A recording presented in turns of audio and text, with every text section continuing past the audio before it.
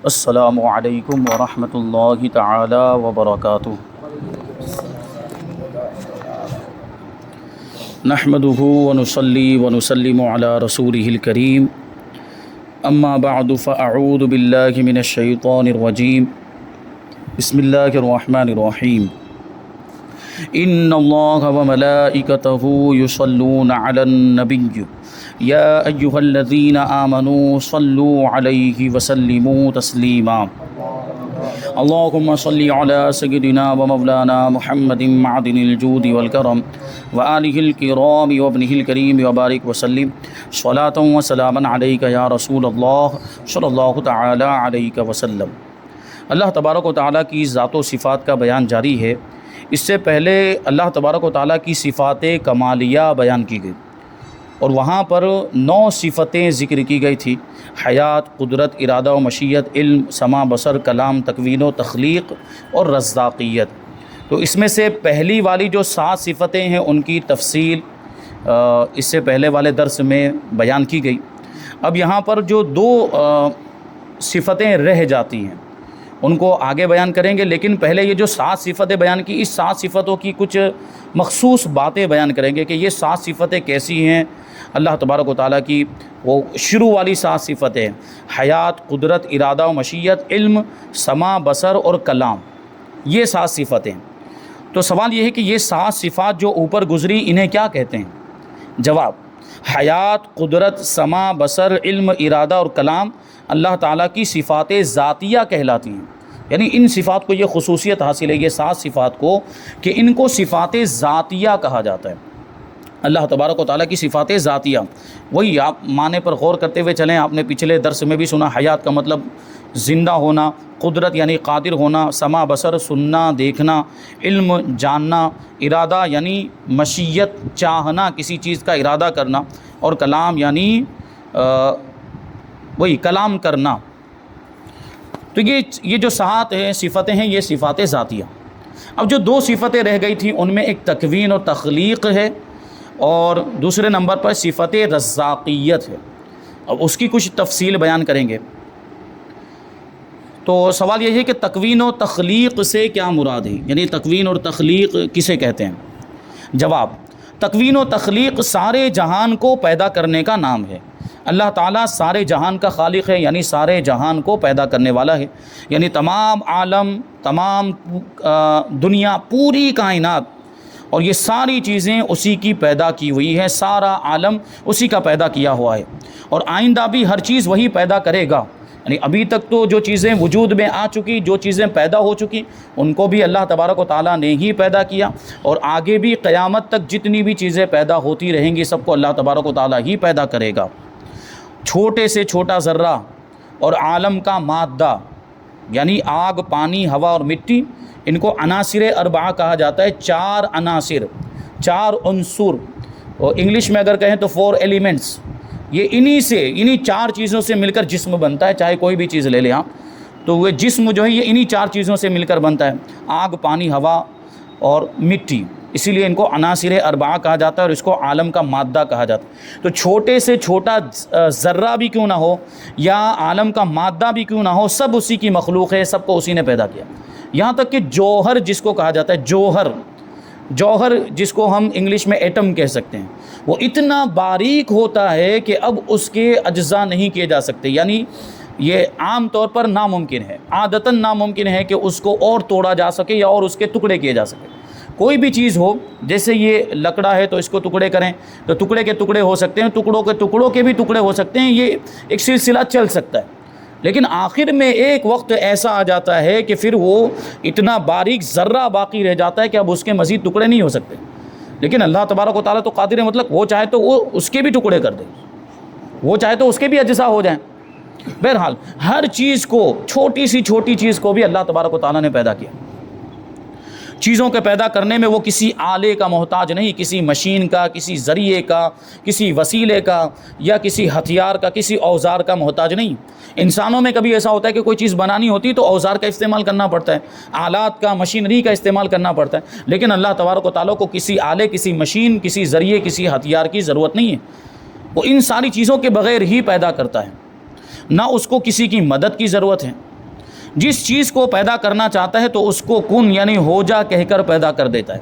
یعنی جس چیز کو پیدا کرنے کا ارادہ کرتا ہے اللہ تبارک و تعالیٰ اس سے صرف کن فرماتا ہے، یعنی ہو جا تو وہ چیز ہو جاتی ہے. یہ اللہ تبارک و تعالیٰ کی شان ہے. انسانوں کے کام اور عمل بھی سب اسی کے مخلوق ہیں، یعنی اسی کے پیدا کیے ہو. یعنی انسان کو بھی اس نے پیدا کیا اور انسان کے افعال کو بھی اس نے پیدا کیا. ایک تو ہم ہیں، جیسے ہمارا یہ جسم، یہ ہماری ذات ہے، ہم کو یہ ہماری ذات کو بھی اللہ تبارک و تعالیٰ نے پیدا کیا. اور جو کچھ ہم کرتے ہیں، اٹھتے بیٹھتے کھاتے پیتے چلتے پھرتے ہیں، یہ جو بھی ہمارے کام، ان کاموں کو بھی اللہ تبارک و تعالیٰ نے پیدا کیا اور ان کا کنیکشن جوڑ دیا، ان کا تعلق جوڑ دیا ہے ہماری ذات سے، کہ ہم ارادہ کرتے ہیں، ہم کچھ چاہتے ہیں، ہم اپنے جسم کو حرکت دیتے ہیں یا جسم کے اعضاء کو حرکت دیتے ہیں تو یہ کام ہو جاتے ہیں، جو بھی افعال ہوتے ہیں. تو افعال کا خالق بھی اللہ تبارک و تعالیٰ ہے. یعنی مخلوقات کو تو اللہ تعالیٰ نے پیدا کیا، مخلوقات کے کاموں کو بھی اللہ تبارک و تعالیٰ نے پیدا کیا ہے. ذوات ہوں خواہ افعال، سب اسی کے پیدا کیے ہوئے ہیں. مارنا، جلانا یعنی زندہ کرنا، صحت دینا، بیمار کر دینا، غنی کر دینا یعنی مالدار کرنا، فقیر کر دینا، غریب کر دینا وغیرہ صفات جن کا تعلق مخلوق سے ہے اور جنہیں صفات فعلیہ بھی کہتے ہیں. ان سب کو صفات تکوین کی تفصیل سمجھنا چاہیے، یعنی یہ سب اللہ تبارک و تعالیٰ ہی کرتا ہے. اب آگے سوال ہے کہ صفت رزاقیت سے کیا مراد ہے؟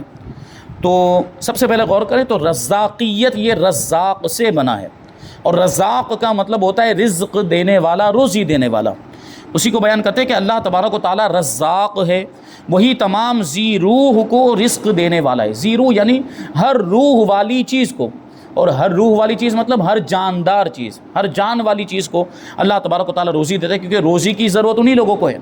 جو جان والی چیزیں ہیں، جو روح والی چیزیں ہیں، انہی چیزوں کو، انہی مخلوقات کو روزی کی ضرورت پڑتی ہے، کیونکہ ان کو اپنی جان بچانے کے لیے کچھ کھانا پڑتا ہے، کچھ پینا پڑتا ہے، خوراک لینی پڑتی ہے، غذا لینی پڑتی ہے. جیسے انسان ہی کا معاملہ ہے کہ ہم اگر کھائیں پیے نہیں تو مر جائیں، اسی طرح جانوروں کا معاملہ ہے کہ وہ بھی کھائیں نہ، وہ پیے نہ تو وہ بھی مر جائیں. تو ہر ذی روح کو اللہ تبارک و تعالیٰ ہی روزی دیتا ہے. چھوٹی سی چھوٹی اور بڑی سی بڑی مخلوق کو وہی رزق دیتا ہے، وہی ہر چیز کی پرورش کرتا ہے، یعنی ہر چیز کو پالتا ہے، وہی ساری کائنات کی تربیت فرماتا ہے. اگرچہ ہم دیکھیں تو دنیا کے اندر کچھ انسانوں کے سبب بن جاتے ہیں ان کی پرورش کے لیے، جیسے ماں باپ بچے کی پرورش کرتے ہیں، لیکن ماں باپ کو یہ طاقت و قوت کس نے دی پرورش کرنے کی؟ اللہ تبارک و تعالیٰ نے ہی دی. تو حقیقت میں پرورش کرنے والی ذات کس کی ہوئی؟ اللہ تبارک و تعالیٰ کی ذات. تو حقیقی پرورش کرنے والا اور حقیقی مربی اللہ تبارک و تعالیٰ ہے. وہی ساری کائنات کی تربیت فرماتا اور ہر چیز کو آہستہ آہستہ بتدریج یعنی درجہ بدرجہ اس کے کمال مقدار تک پہنچاتا ہے، یعنی مقدار کے مکمل ہونے تک پہنچاتا ہے. درجہ بدرجہ یعنی آہستہ آہستہ، اس کو یوں کہہ سکتے ہیں اسٹیپ بائی اسٹیپ، جو سمجھنے کے لیے جملہ بولا جاتا ہے. جیسے انسان ہے، انسان جب پیدا ہوتا ہے تو چھوٹا سا بچہ ہوتا ہے، پھر اللہ تبارک و تعالیٰ اس کو بڑا کرتا ہے، وہ بڑا ہوتا جاتا ہے، یہاں تک کہ اب ایک وقت ایسا آ جاتا ہے، ایک زمانہ ایسا آ جاتا ہے کہ اب اس کی بڑھوتری ختم، ایک ہائٹ اور ایک سلسلہ وہاں پر پھر موقوف ہو جاتا ہے، یعنی اس کے کمال مقدار تک اللہ تبارک و تعالیٰ اس کو پہنچا دیتا ہے. یہ ساری مخلوقات کے اندر آپ دیکھ سکتے ہیں، درختوں کے اندر بھی کہ درخت بھی ایک مقدار تک بڑھتے رہتے ہیں، پھر ان کا بڑھنا ختم ہو جاتا ہے. دوسرے جانوروں میں آپ یہ چیزیں دیکھ سکتے ہیں. تو اللہ تبارک و تعالیٰ ہی یہ درجہ بدرجہ ساری مخلوقات کو کمال مقدار تک پہنچاتا ہے، یعنی ان کی مقدار مکمل وہی فرماتا ہے. وہ رب العالمین ہے، یعنی سارے جہانوں کا پالنے والا ہے، یعنی تمام عالم کا پرورش کرنے والا، حقیقتاً روزی پہنچانے والا وہی ہے. ملائکہ وغیرہ وسیلے اور واسطے ہیں. جیسے آپ سنتے ہیں کہ کوئی فرشتے ایسے ہیں جن کو اللہ تبارک و تعالیٰ نے روزی پہنچانے پر مقرر کیا، لیکن روزی ان کو دیتا کون ہے کہ یہ لے جا کر پہنچاؤ؟ اللہ تبارک و تعالیٰ ہی دیتا. ان کو حکم کس نے دیا روزی پہنچانے کا؟ اللہ تبارک و تعالیٰ نے ہی دیا. تو حقیقت میں روزی پہنچانے والی ذات اللہ تبارک و تعالیٰ کی.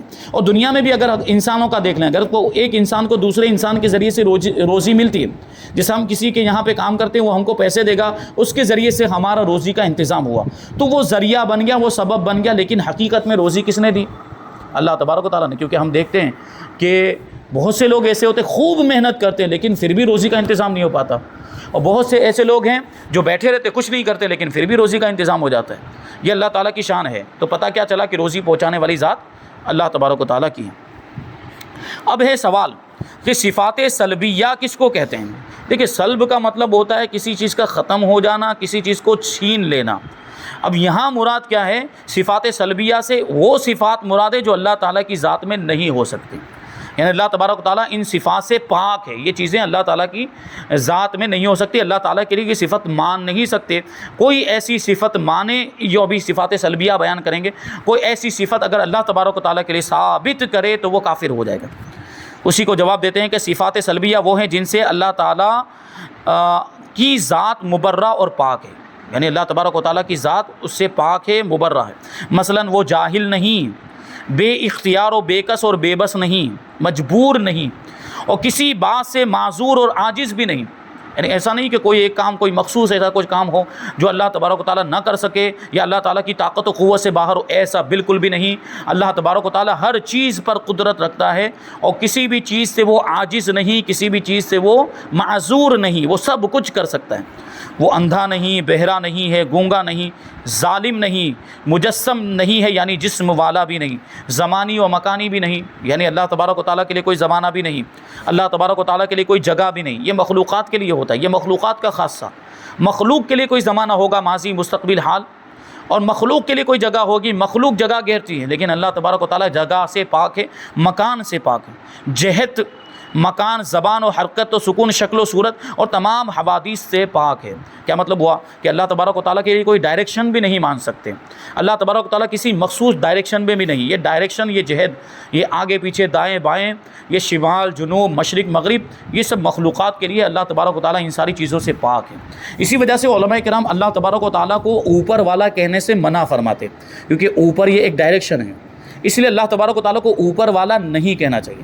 ہاں، مسلمان اگر کہتا ہے تو اس کا عقیدہ یہی ہوتا ہے کہ اوپر والا اس لیے کہہ رہے ہیں کہ اللہ تبارک و تعالیٰ سب سے بلند ہے، سب سے اعلیٰ ہے، اس کی ذات سب سے بلند ہے، تو اس اعتبار سے وہ کہتا ہے اوپر کی طرف، یعنی بلندی کی طرف اشارہ کرتے وہ کہتا ہے۔ لیکن پھر بھی اس سے بچنا چاہیے، کیونکہ اس سے ایک شبہ ہوتا ہے، وہ جہت والا معاملہ ہوتا ہے، ڈائریکشن، اور اللہ تبارک و تعالیٰ ڈائریکشن سے اور جہت سے پاک ہے، مکان سے بھی پاک، زبان سے بھی پاک، یعنی یہ جو زبان ہمارے منہ میں ہے، اللہ تبارک و تعالیٰ کلام فرماتا ہے لیکن وہ زبان کا محتاج نہیں ہے، بغیر زبان کے کلام فرماتا ہے۔ حرکت و سکون سے پاک ہے، یعنی انسان یا دوسری مخلوقات جیسے حرکت کرتی ہیں یا کبھی ٹھہر جاتی ہیں، اللہ تبارک و تعالیٰ ان دونوں چیزوں سے پاک، حرکت و سکون سے پاک ہے، ایک جگہ سے دوسری جگہ منتقل ہونے سے بھی پاک ہے، شکل و صورت سے بھی پاک، اس کی کوئی شکل و صورت نہیں ہے، اور تمام حوادث سے یعنی ساری فنا ہو جانے والی چیزوں سے اللہ تعالیٰ پاک ہے، کھانے پینے اور تمام حوائج بشری یعنی انسانی حاجتوں اور ہر قسم کے تغیر و تبدل، حدوث و احتیاج سے پاک ہے، یعنی اللہ تبارک و تعالیٰ کے اندر کوئی تبدیلی نہیں ہوتی، اللہ تبارک و تعالیٰ کے اندر کوئی تغیر نہیں ہو سکتا، اس کی ذات میں، اس کی صفات میں کوئی تبدیلی نہیں آ سکتی۔ انسان اور دوسری مخلوقات کے اندر یہ چیزیں ہو سکتی ہیں، انسان میں تبدیلیاں ہوتی ہیں، ہم دیکھتے رہتے ہیں انسان کیسا ہوتا ہے، پھر کیسا ہو جاتا ہے، پھر بعد میں اس کی کیا حالت تبدیل ہوتی رہتی ہے، دوسری مخلوقات، جانور وغیرہ کی بھی حالت تبدیل، لیکن اللہ تبارک و تعالیٰ کی ذات میں کوئی تبدیلی نہیں ہو سکتی، اور وہ حدوث و احتیاج سے بھی پاک ہے۔ مطلب حدوث کا مطلب یہ ہوتا ہے کہ کسی چیز کا عارض ہونا، جو پہلے نہ ہو پھر وہ اللہ تعالیٰ کی ذات میں آ جائے، ایسا نہیں ہو سکتا۔ انسان کے اندر ایسا ہوتا ہے، جیسے مثال کے طور پر ایک شخص ہے، ایک انسان ہے جو پہلے عالم نہیں تھا پھر بعد میں عالم ہو گیا۔ اللہ تبارک و تعالیٰ کی ذات میں ایسا نہیں ہے۔ اللہ تعالیٰ کی صفات کے بارے میں پہلے ہی آپ جان چکے کہ اس کی صفتیں بھی قدیم ہیں، یعنی اس کی صفتیں بھی ازلی اور ابدی ہیں، ہمیشہ سے اور ہمیشہ سے رہی۔ ایسا نہیں کہ کوئی صفت پہلے نہیں تھی پھر آ گئی اس کی ذات میں، یا ایسا کہ پہلے تھی پھر ختم ہو گئی، یہ نہیں ہو سکتا۔ اللہ تبارک و تعالیٰ ان ساری چیزوں سے پاک ہے، اور اللہ تبارک و تعالیٰ احتیاج سے بھی پاک، یعنی کسی کی حاجت ہونا، اللہ تبارک و تعالیٰ کسی کا محتاج نہیں، اللہ تبارک و تعالیٰ کو کسی کی حاجت نہیں، اللہ تبارک و تعالیٰ کو کسی کی ضرورت نہیں ہے، نہ وہ کسی چیز میں حلول کیے ہوئے ہے کہ کسی چیز میں سما جائے، یہ نہیں ہو سکتا۔ اللہ تبارک و تعالیٰ کسی چیز کے اندر سرایت کر جائے، یہ اللہ تبارک و تعالیٰ اس سے پاک ہے، نہ اس میں کوئی چیز حلول کیے ہوئے ہے کہ اس میں پیوست ہو جائے۔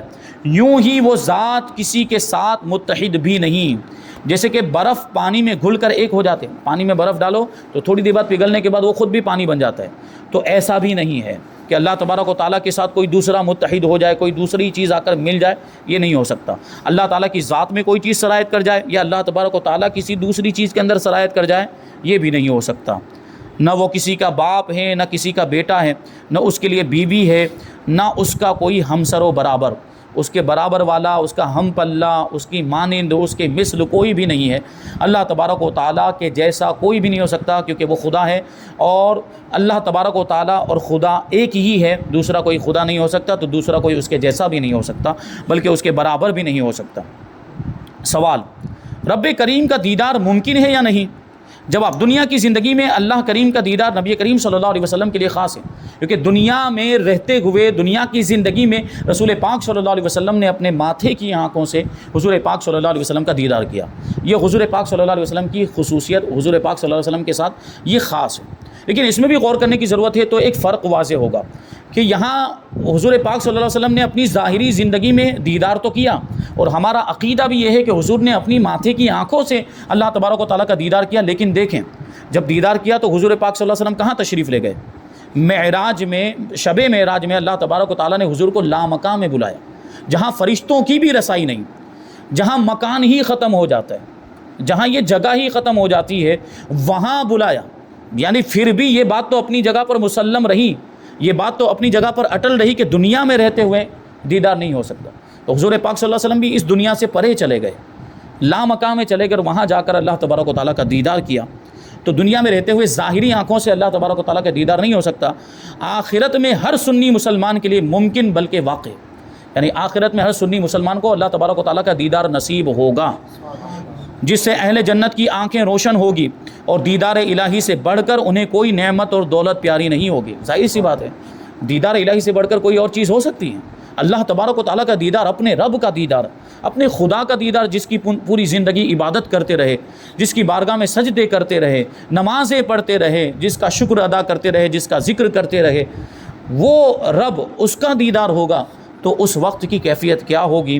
اور یقیناً اس سے بڑھ کر، اس سے بہتر کوئی اور نعمت اور کوئی اور دولت ہو ہی نہیں سکتی۔ رہا قلبی دیدار، یعنی دل سے دیکھنا، یا خواب میں دیدار کرنا، تو یہ دیگر انبیاء کرام بلکہ اولیاء کرام کے لیے بھی حاصل ہے۔ یعنی خواب میں دیدار ہو سکتا ہے، دنیا میں رہتے ہوئے خواب میں، یا قلبی دیدار، دل کی آنکھوں سے دیدار ہو سکتا ہے۔ ہمارے امام اعظم امام ابو حنیفہ نعمان بن ثابت رضی اللہ تعالیٰ عنہ کو خواب میں 100 مرتبہ زیارت ہوئی ہے اللہ تبارک و تعالیٰ کی۔ اللہ پاک یہ دولت ہمیں بھی میسر فرمائے، آمین۔ سوال: کیا اللہ پاک کو اپنے افعال میں کسی غرض یا سبب کی احتیاج ہوتی ہے؟ یعنی اللہ تبارک و تعالیٰ جو کچھ کرتا ہے تو اس میں اس کا کچھ مقصد ہے، اس میں اس کا کچھ فائدہ ہے، یا اس کو کسی وسیلے کی ضرورت پڑتی ہے، کسی سبب کی ضرورت پڑتی ہے؟ ایسا نہیں ہے، اس سے پہلے ہی ہم پڑھ چکے کہ اس کو کسی اوزار، کسی آلے، کسی ہتھیار کی ضرورت نہیں پڑتی۔ اور اللہ تبارک و تعالیٰ نے جو دنیا بنائی تو اس میں اس کا کوئی فائدہ نہیں، اس میں اس کا کوئی غرض، اس کا کوئی مقصد نہیں۔ مقصد مطلب جو ہم کہہ لیتے ہیں کہ انسان جیسے مقصد کے بغیر کوئی کام نہیں کرتا، انسان کا کچھ نہ کچھ اس میں فائدہ ہوتا ہے، کچھ نہ کچھ اس کی غرض ہوتی ہے۔ تو اللہ تبارک و تعالیٰ نے جو کچھ بھی کیا، یا جو کچھ بھی اللہ تبارک و تعالیٰ کرتا ہے، اس کے جو بھی افعال، اس میں اس کی کوئی غرض نہیں، اور وہ سبب کا محتاج بھی نہیں۔ جواب دیتے ہیں کہ اللہ کریم کے ہر فعل میں، ہر کام میں کثیر حکمتیں اور مصلحتیں ہیں۔ ہر کام میں حکمتیں، چاہے وہ حکمت ہم کو نظر آ رہی ہو یا نظر نہ آ رہی ہو، وہ حکمت ہمیں معلوم ہو یا نہ ہو، لیکن یہ حکمتیں ہیں، اور ایک نہیں بلکہ کئی زیادہ مصلحتیں بھی ہیں، جن کی تفصیل وہی خوب جانتا ہے، خواہ ہم کو معلوم ہو یا نہ ہو۔ اور اس کے فعل کے لیے کوئی غرض نہیں، کہ غرض اس فائدے کو کہتے ہیں جو فاعل کی طرف رجوع کرے، یعنی کام کا فائدہ جو کام کرنے والے کی طرف لوٹ رہا ہو۔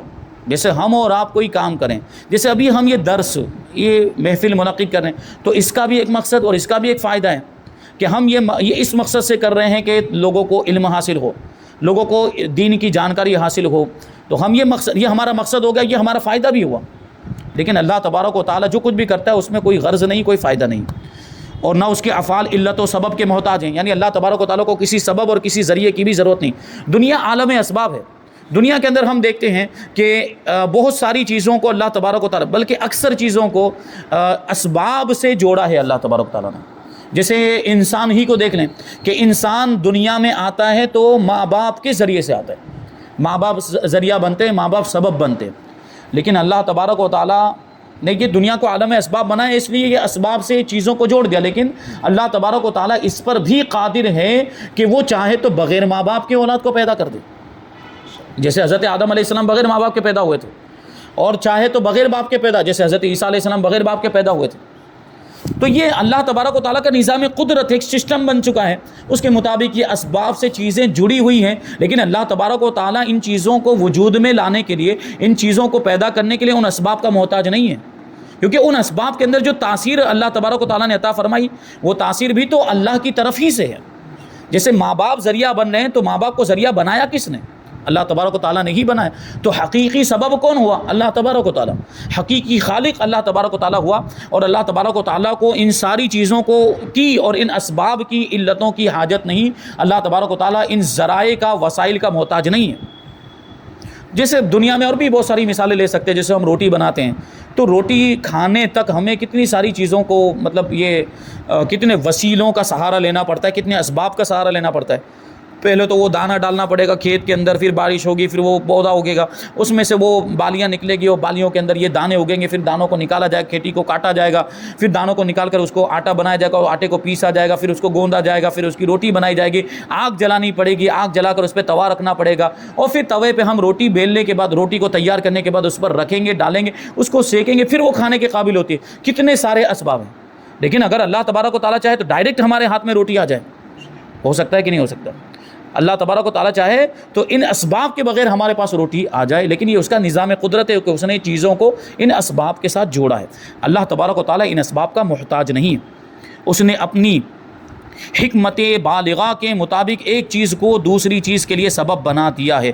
آنکھ دیکھتی ہے، کان سنتا ہے، آگ جلاتی ہے، پانی پیاس بجھاتا ہے، وہ چاہے تو آنکھ سنے، کان دیکھے، پانی جلائے، آگ پیاس بجھائے، کیونکہ وہ قادر مطلق ہے، وہ جو چاہے وہ کر سکتا ہے۔